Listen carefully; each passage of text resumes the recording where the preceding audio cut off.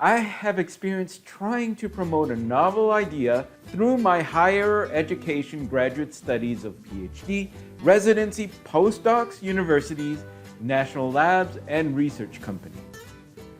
Although great for education, too often those outside of academia are unaware that academia is actually notorious for not adopting novel ideas, often taken beyond the lifetimes of those who came up with new ideas.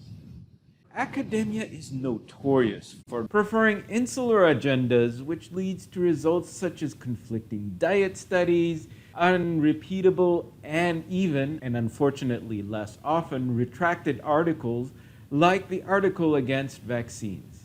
This not only leaves the public doubting science, it also wastes efforts and talents by marginalizing those within that are truly trying to advance it.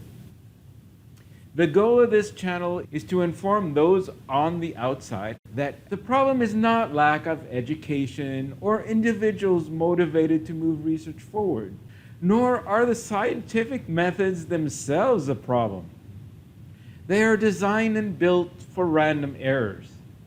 The problem is science administration, which forms a competitive system that is not a free or fair market and controlled by a small number of individuals in each field within small closed committees, which too often rewards pleasing and promoting the entrenched and focused on maintaining standings. In this environment, novel ideas which require nurture and support, just like any other research, are perceived as a threat and subjected to political hurdles. Instead of struggling with a system that is broken and maybe never overcoming it in my lifetime, I believe you, patients, and researchers deserve better and a better use of our tax dollars.